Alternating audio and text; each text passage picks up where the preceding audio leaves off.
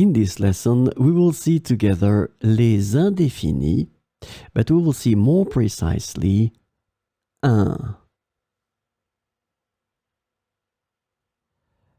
So, of course, the question is, what are les indéfinis?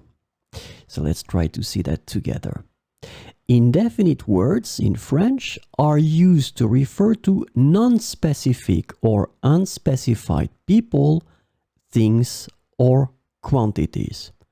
So this is the first point. Second point that is extremely important.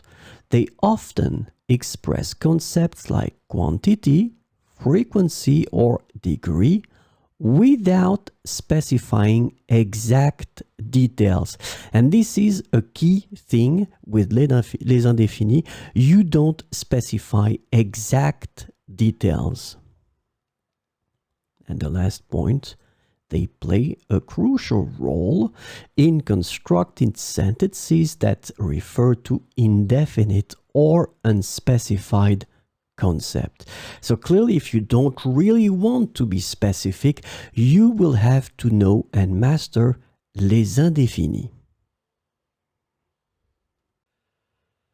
So in this lesson, we will see un, and the indefinite un can be translated to a, an, or one in English.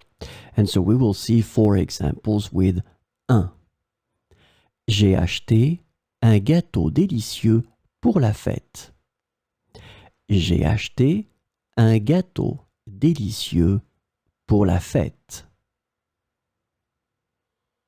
Elle a adopté un chiot abandonné à l'animalerie. Elle a adopté un chiot abandonné à l'animalerie.